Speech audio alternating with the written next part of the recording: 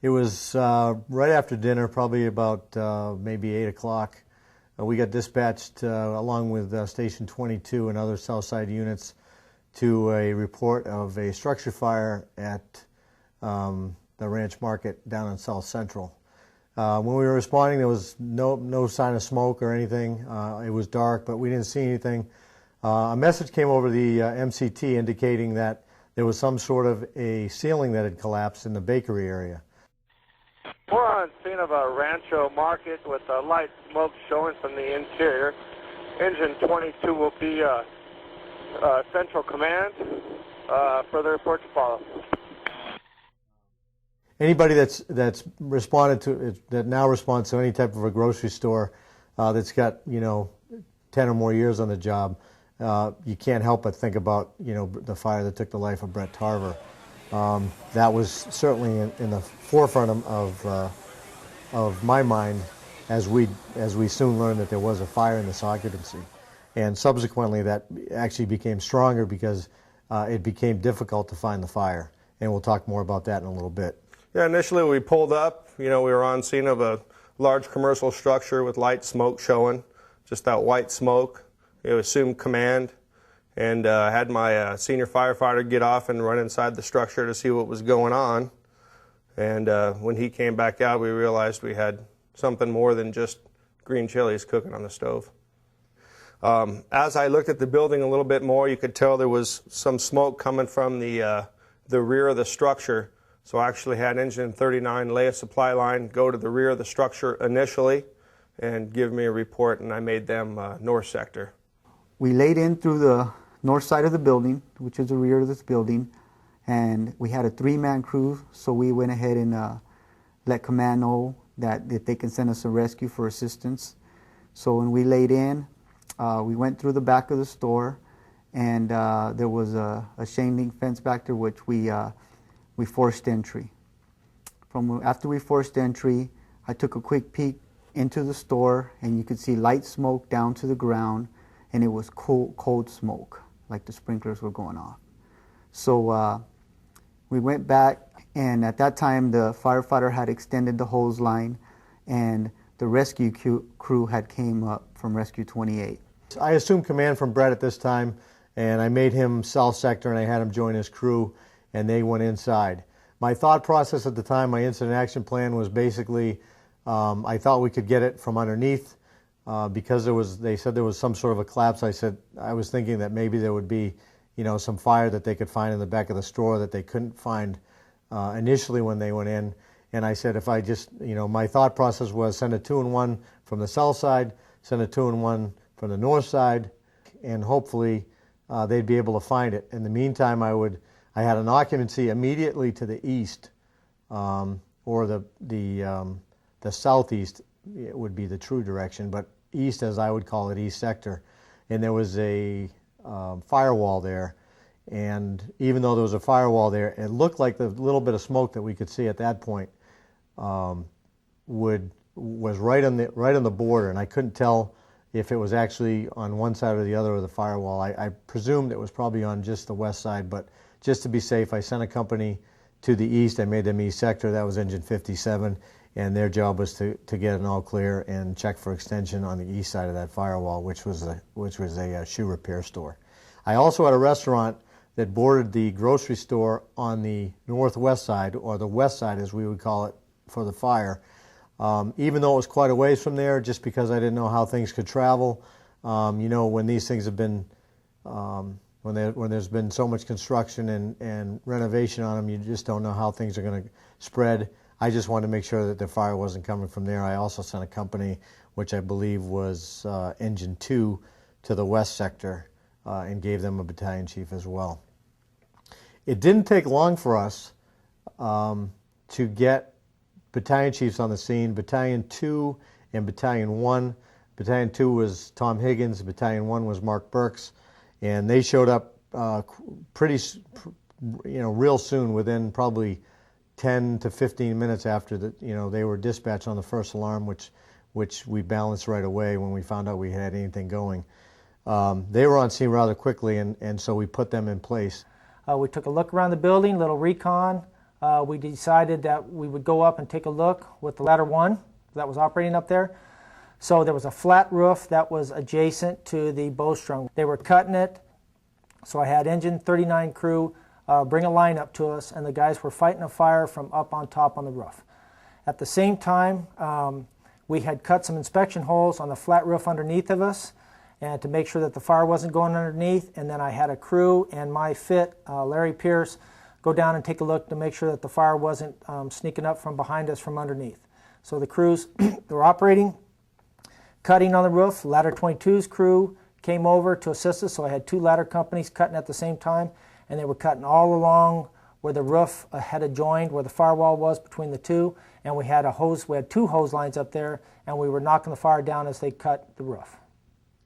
We really relied a lot on the roof reports, and there was 2 ladders. There was one on the north and one on the south, and from South Sector's point of view, I was in contact with their captain, and once he gave me the report that this is a bowstrung roof, and then we have a flat roof on either side of the bowstrung, it was several minutes until we figured out that the fire was actually into the flat part of the roof, and that was based solely on the south ladder from South Sector venting on the bowstrung and the flat roof.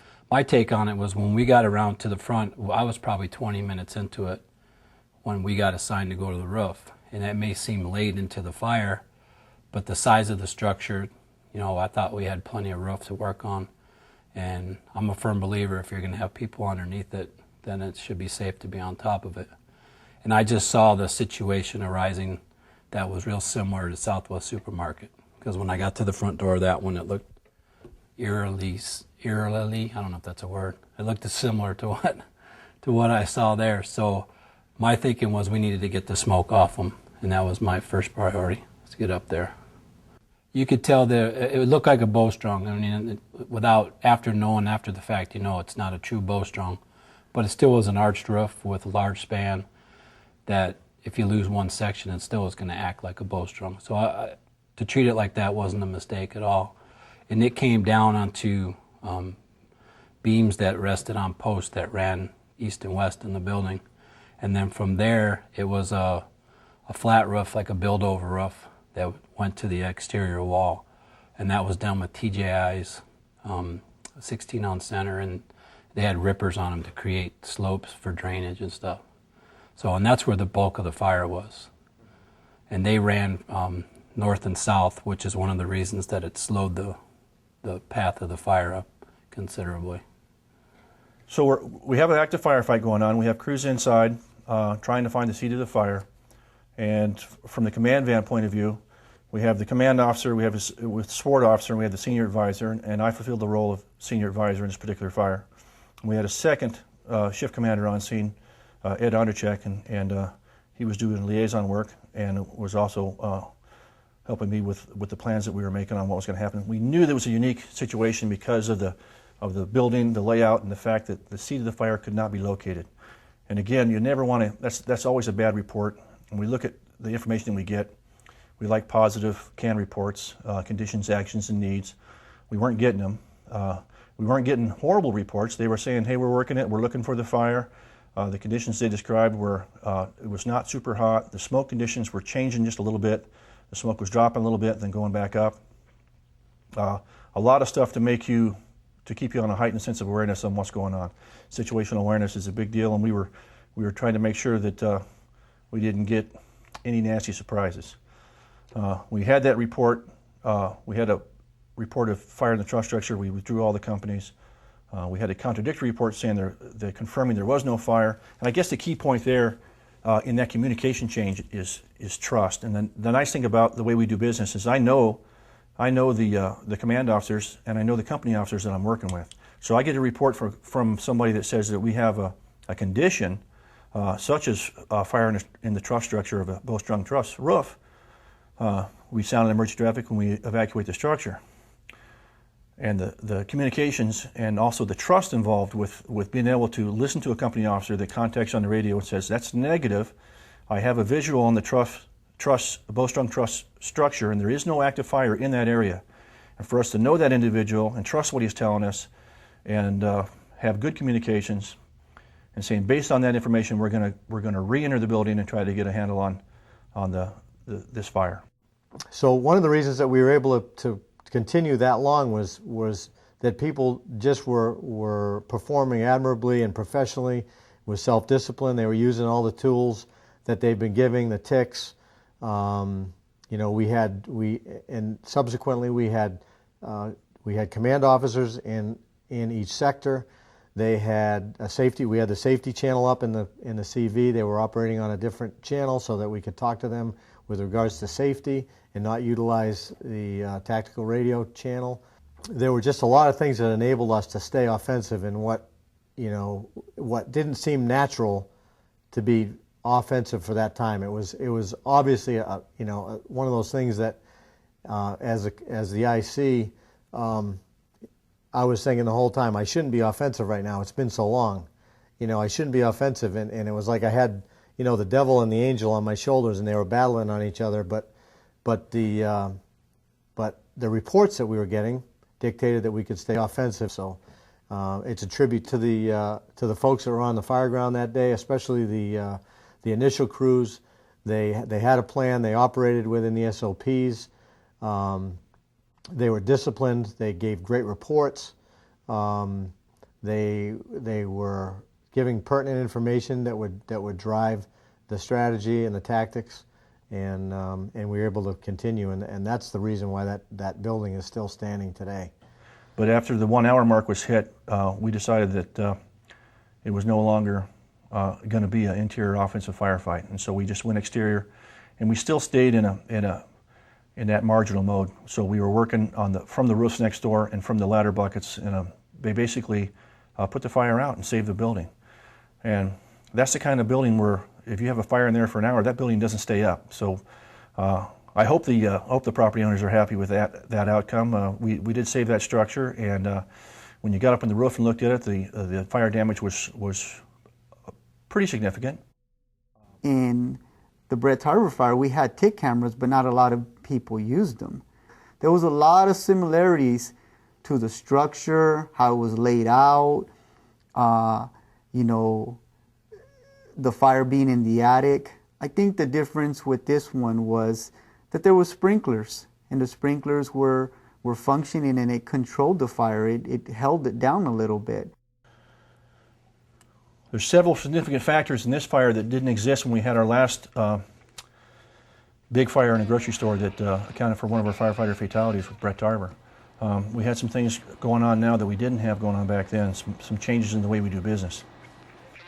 For example, we're better at air management than we were then.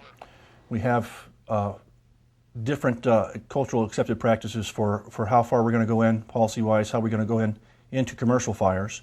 So you don't pull search and rescue like you do in a home, like you do in a commercial building. And we've identified that, and we limited our access to the interior of commercial structures to 150 feet, which is basically allows us to make sure that we can recover our crews if we need to. And we actually practiced that during this event. So that's a big change that's happened over the past decade. On deck companies, we have resources now. In the old days, if you called for a rescue or if you had an issue where you needed companies immediately, you would pull those companies from staging and deploy them to the location where you needed them. Today, we don't like to do that. We like to pre-staff those companies on deck in the sector where they're needed. And if we have the ability to, we'll have on-deck companies in every functional sector that has a demand for them. And that gives the command officer that's in that sector the ability to deploy those forces immediately to whatever use he needs them for, be it rescue, be it fire attack, be it whatever. So that's a huge difference in the way we did business now versus in the past. I mentioned it briefly, but the command officers in the sector, one of the things we changed is we put command officers in our sector, so we have the command officer right there where the work's going on, and he can manage that particular site from where he's at. In closing, I'd just like to thank everybody that performed so admirably on that fire and worked so hard to keep that building the way it is today. It's still standing. There's jobs and the occupancies next door, and it probably won't be long before they're back in business. And also, the last thing, when you look at losing our brother Brett Tarver 9 years ago, almost 9.5 years now, you look at all the changes and all the work that went on subsequent to that fire, when you think about the equipment, the training, the procedural changes that went on. And really, this was a very similar fire in a very similar type of occupancy. Although there wasn't as much fire, it could have escalated to that level. And you all responded and performed admirably, and it's a tribute to Brett and the lessons that we've learned, and continue to share these lessons that we've learned in the past with the younger firefighters, and hopefully we'll continue to perform the way we did that night. You did a great job, and I just want to say thanks.